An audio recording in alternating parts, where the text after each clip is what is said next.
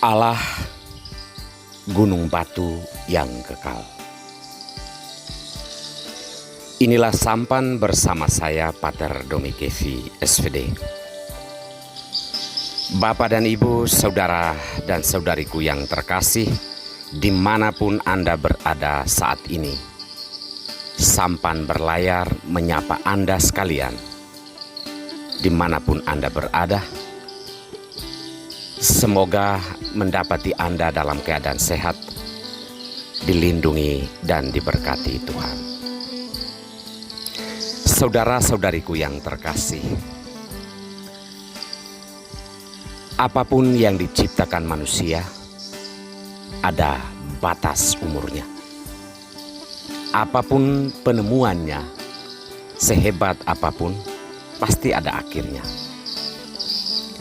Hal ini mau mengingatkan kita bahwa hanya satu yang kekal, yakni Tuhan Allah. Dialah yang menjadi alasan bagi semua yang ada di atas bumi.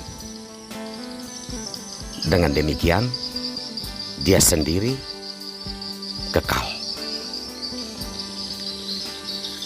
Hal ini mau mengingatkan kita juga agar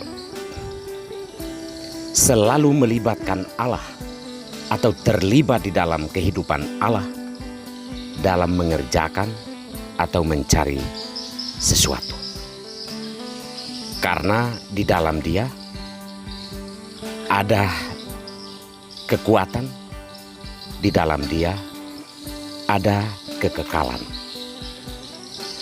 Saudara-saudariku terkasih,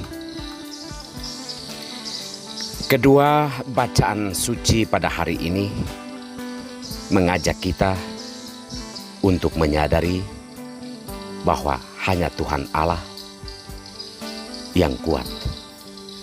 Dialah dasar kehidupan orang beriman. Dalam nubuat Yesaya dikatakan bahwa Tuhan Allah membangun kota yang kuat, kota yang berbenteng, dan siapapun tak akan mampu menghancurkannya. Hal ini mau mengingatkan kita bahwa sebagai orang beriman, kita seolah sedang membangun kota kehidupan kita, membangun perjalanan hidup kita yang kokoh dan kuat. Dan jika kehidupan ini dibangun atas dasar Tuhan Allah, maka kita akan mengalami kehidupan yang kekal. Intinya bahwa jangan pernah kita berjuang sendirian dan melakukan apapun tanpa melibatkan Allah, sumber kekuatan kita, sumber kehidupan kita. Dalam bacaan Injil, Yesus berbicara tentang dua macam dasar kehidupan: dasar batu karang dan dasar pasir. Menurut Yesus, orang-orang yang mendengarkan sabda Allah dan melakukannya di dalam hidup, ia ibarat sedang membangun rumah dengan dasar di atas batu karang. Ketika datang badai melanda rumah itu tetap berdiri kokoh karena dibangun di atas batu karang. Sedangkan orang yang tidak mendengarkan sabda Allah atau mendengarkan sabda Allah namun tidak melakukannya, ia sama dengan orang yang sedang membangun rumah di atas pasir. Ketika datang angin dan badai melanda rumah itu, maka rebahlah atau hancurlah rumah itu. Apa yang dikatakan Yesus kembali menunjuk kepada nubuat Yesaya bahwa kita perlu membangun hidup kita di atas dasar Allah. Tentunya tidak sebatas hanya pengertian kita membangun rumah di atas dasar Allah, yakni bahwa kita tahu berdoa. Kita aktif hidup menggereja, tetapi kita melupakan hal yang terpenting, yakni melakukan apa yang dikehendaki Allah. Apa sih kira-kira yang dikehendaki Allah untuk hidup kita?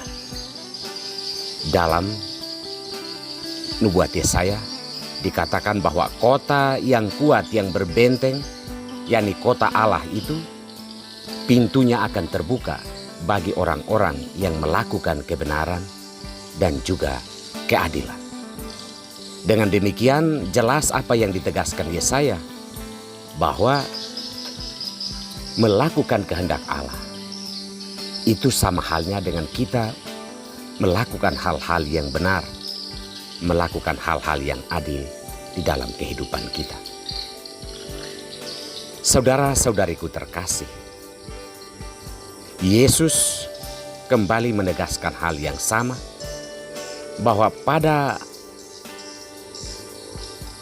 akhir zaman, ketika kita menghadap Tuhan Allah, kita tidak mungkin berkolusi dengan Tuhan.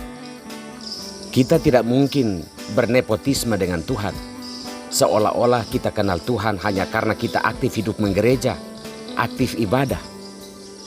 Tuhan Allah akan mengatakan, aku tidak mengenal kamu. Karena kita tidak melakukan hal-hal yang benar. Berdoa tapi tidak jujur. Berdoa tapi tidak memiliki bela rasa.